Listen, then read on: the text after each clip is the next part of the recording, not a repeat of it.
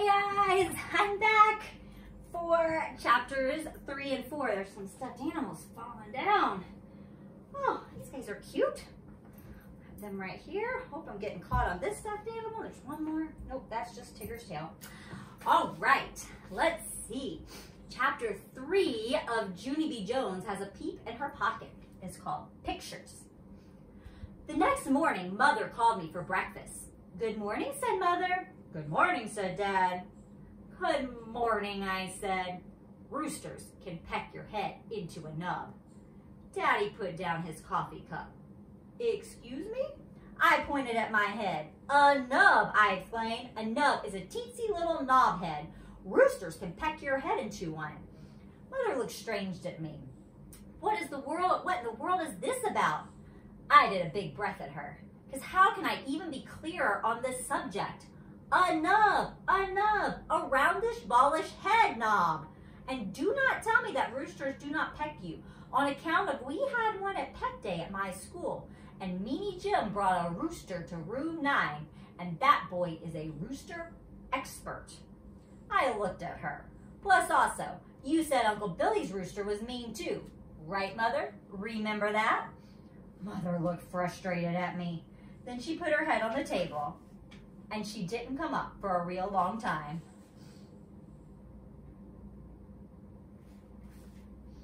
Finally, she peeked her eyes at Daddy.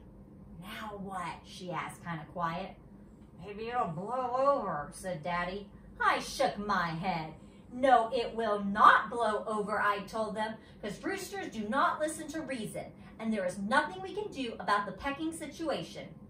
Daddy rubbed his eyes. Could we please just change the subject, he said. Yeah, only not talking about a nub will not make it go away, I said. And so, that's enough, said Daddy, very growly. I quick stopped talking then, but even after we changed the subject, nubs kept staying on my mind. That day at school, Mrs. told us to draw a picture about the trip to the farm. She said to make it a colorful picture of what we wanted to see. I drawed and drawed, plus I colored and colored. When we all got done with our pictures, we sat in our chairs in a big circle, and we told each other about what we drew. My bestest friend named Lucille went first. She drew a picture of a pink flamingo. Flamingos are my favorite animal, she said. That's because pink is my favorite colors, and flamingos are pink. And I have a pink dress that will match them perfectly. So that is the dress I'll be wearing on the field trip. She wrinkled her nose real cute. Pink brings out the natural blush of my complexion, she told Mrs. Have you ever noticed my satiny smooth skin? Excuse me. Mrs. looked and looked at that girl. You're a fascinating child, Lucille, but I'm afraid there aren't any flamingos on a dairy farm, she said. Lucille looked surprised. So where are they then, she asked. Well, flamingos can be found a lot of places, said Mrs. South America, for example. Excuse me, I think these stuffed animals might be dusty. So when we were in South America, we saw flamingos. They were so cool. There were some in the pond. We saw some flying. Super cool. Lucille shrugged her shoulders. My goodness, excuse me, I'm going to have some pomelo. Maybe that'll help.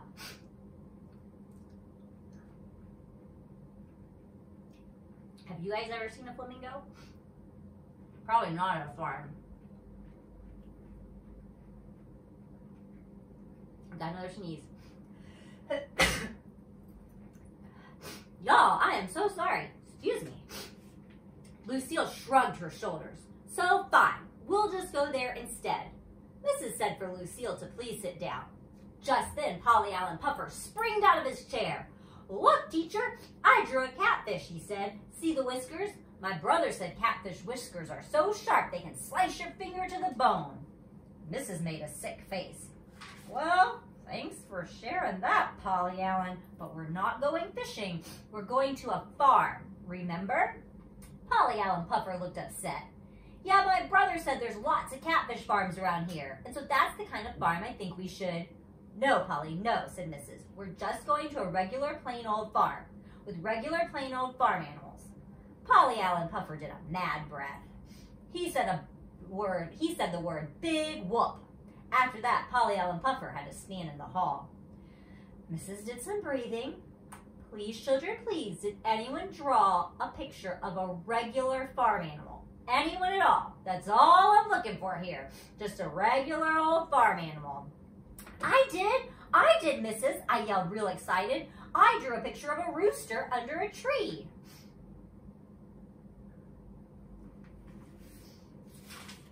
Oh, Junie B, thank you, that's perfect, she said. I held it up so she could see it. See it, missus? See how pretty it is?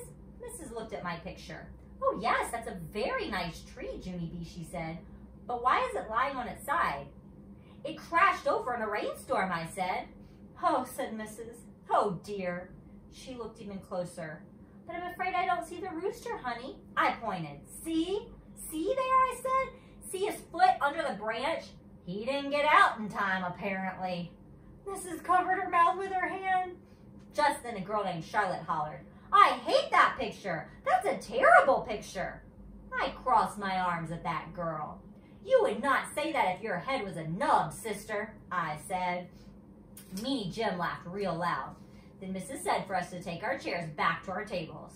And we did not show any more farm pictures. Woo, what a day for that teacher. Chapter 4 is called Cockle-Doodly-Doo. On Saturday, Mother came into my room. She said we were going shopping for clothes for the farm trip. I looked up from my coloring book. No, thank you, I said, on account of I'm getting a fever that day, so I won't actually be going to the farm. Mother laughed. Don't be silly, she said. Then she picked me up and carried me out to the car. Yeah, only here's the problem. You're not respecting my wishes, I said. Mother laughed some more. I promise this will be fun. I did a huffy breath. Whatever, I said. Whatever is the grown-up word, for that is the dumbest thing I've ever heard. And guess what? I was right. Shopping was not fun at all, because Mother kept on making me try on clothes I didn't want. First, she made me try on a shirt with checkery squares. Then she made me try on overalls with big giant pockets. Plus, she tied a bandana around my neck, and she put a straw hat on my head. I looked at the mirror at myself. What do you know? I'm a cornball, I said. She looks cute. Only too bad for me, because Mother said I looked cute as a button. She bought those clothes anyway. Plus, she also bought me a throwaway camera at the drugstore. After we got home, I started to color again. Mother hanged up my new clothes. Do you want me to show you how to use the camera for your trip now, she asked. No, thank you, I said, on account of I am getting a fever that day, so I won't actually be going to the farm. After that, Mother did a big sigh, and she closed my door, and she let me color in peace. I got tricked, because on the day of the trip, I told Mother I had a fever, but that woman did not even take my word for it. Instead, she took my temperature. And so what kind of trust is that, I ask you? No fever, she said. The Mother dressed me in my farm clothes, and she drove me right to school. We pulled into the parking lot. Oh no, I said, oh no, because the bus was there for the field trip already. It was parked right at the curb. Believe me, Junie B, said Mother, you are going to have a great day. Then she got me out of the car, and she pulled me to my teacher. Good morning, Junie B, said Mrs. Don't you look cute today? I felt my forehead. I'm ill, I said. Mrs. smiled. I love your straw hat. My head is a flaming fireball, I said. Mrs. bended down next to me. And that bandana is absolutely darling. I am burning to a crinkle, I told her. Crisp, said Mother. Whatever, I said. After that, Mother lifted me onto the bus, and she handed me my backpack with my lunch and camera. She waved goodbye to me. I did not wave back, because my hand did not feel friendly. Just then, my bestest friend named Grace came running to get me.